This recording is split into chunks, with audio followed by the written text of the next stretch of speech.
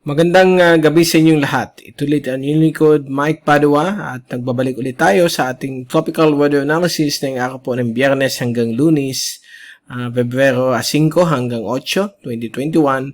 At itong Tagalog version ay pinaglilingkod sa inyo ng Typhoon 2000. So, umpisa natin ang update. Tingnan natin kung ano magiging lagay ng ating panahon ngayong weekend. Ito ulit ang ating GraphSat. Simula na yung araw na ito ng Biyernes hanggang bukas Sabado. Meron po tayo may ilan ng mga weather systems na nakaka-apekto sa ating bansa. Unang-una itong amihan at nakita po natin na simula na po siyang humina at dito naman po at ito po ay nakaka-apekto pa rin sa may dulong Hilaga at Silangan Luzon. May mga ulan-ulan po ng mga padaan-daan. At dito naman po sa may tibugan bahagi po ng Luzon, lalo na sa may Calabarzon, northern portions ng Bicol, and Mindoro at Marinduque ay nasa influensya po siya ng tail end ng isang frontal system o dulong buntot ng frontal system. So magbibigay po ito ng mga ulan at dito po sa Bicol may dumadaan na thunderstorms, although humihina na po na yun dahil po sa paglakas na yun ng temporarily ng tinatawag nating hanging silanganin o yung easterly. So medyo mainit po ito, nagkakaroon po ito, nag-generate po ng mga convergence po dito sa may Kabikulan, kaya nagkakaroon po tayo ng mga ulan o thunderstorms sa nakalipas na ilang oras. Subalit overnight hanggang bukas ay bubuti na po ang panahon dito sa Kabikulan at gayon din po sa ibang bahagi po ng Kabisayan. Although sa hapon o gabi may mga inasan po rin tayong mga ulan at thunderstorms o paggulog at paggidlat dahil po sa prevailing La Nina phenomenon. Dito naman po sa may Sulu Archipelago, portions po ng Mimaropa, including Palawan at Calayan Island Group, Panatag Shoal, o sa may malaking bahagi po ng West Philippine at South China Seas, ay nasa influensya po siya ng northeasterly surface wind flow o mahinang amihan. So, maganda po ang panahon na yon dito sa bahagi nito ng West Philippine Sea, although medyo bahagyang maalon. At so far, yan po ang ating lagay ng ating panahon. Sa labas po ng ating bansa, wala naman po tayong nakikitang aktibong LPA. Meron tayong napakahina o shallow LPA. Malapit po sa may equator, southeast of Palau. Subalit hindi naman po ito inaasahang lalakas. Okay, so far, yan po ang ating GraphSat. Tingnan natin yung fast animation. So, yan po yung mga kaulapan na dumadaan sa Kabikulan. Kapag i-zoom po natin, ay kitang-kita po natin na ito po ay nag-generate po ng mga thunderstorms sa Kabikulan. At although nakadaan na po yan, ngayong gabi ay meron pa rin mga pailan-ilan dito sa may Southern Quezon, Bundok Peninsula, Masbate.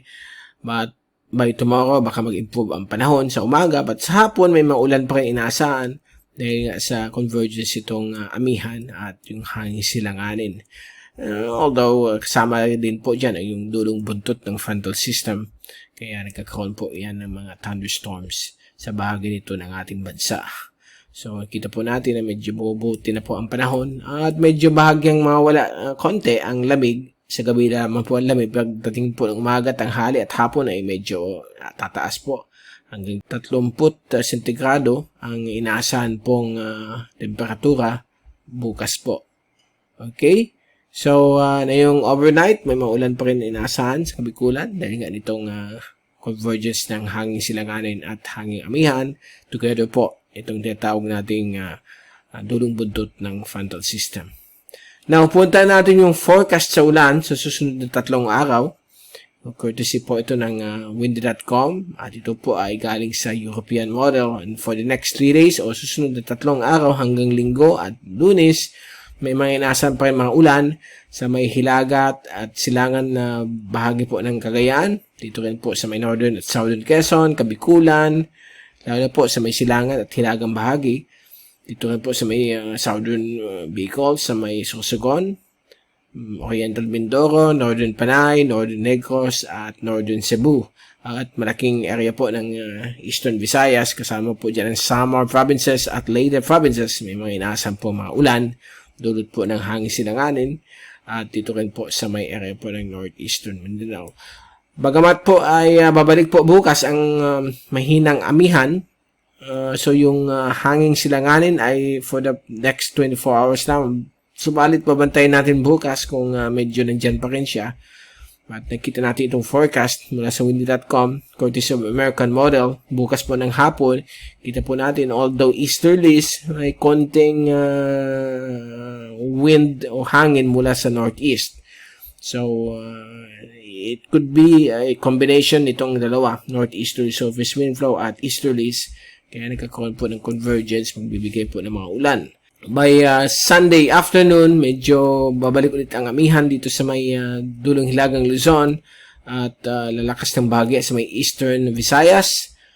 And lalo na po sa darating pong Monday, medyo nandiyan na naman po yung hanging amihan. Although it could be a hybrid or kombinasyon ng amihan at easterlies na posibleng magbigay rin mga paulan.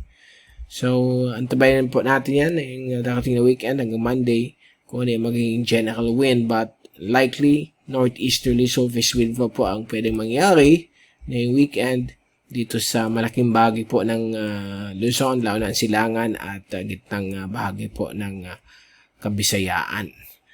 Okay? So far, yan po ang ating latest sa ating panahon.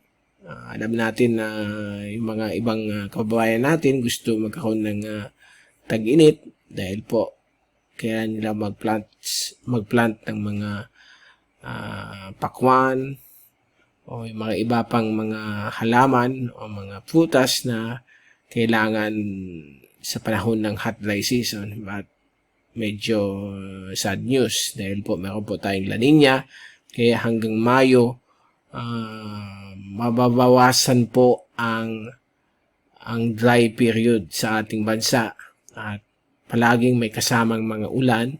So bihira po ang long dry hot dry season sa ating kapuluan dahil po sa prevailing La Nina phenomenon. So matatapos ang La Nina by May, babalik tayo sa neutral na yung June hanggang katapusan ng 2021. Subalit ang epekto ng La Nina continuous po yan hanggang mag-coincide po yan sa rainy season o wet season na yung darating pong Hunyo hanggang Hulyo. Okay? So, yan po ang ating panahon. Again, babalik ulit tayo na yung darating na Lunes para ibigay sa inyo ang latest sa ating panahon. Mula sa Typhoon 2000, ito si Mike Padua ulit. Nagpapaalam, mag-ingat po tayong lahat. Happy weekend to all. Be #WeatherWiser, #TyphoonWiser. At maraming salamat po sa pagpunod nyo sa aking channel.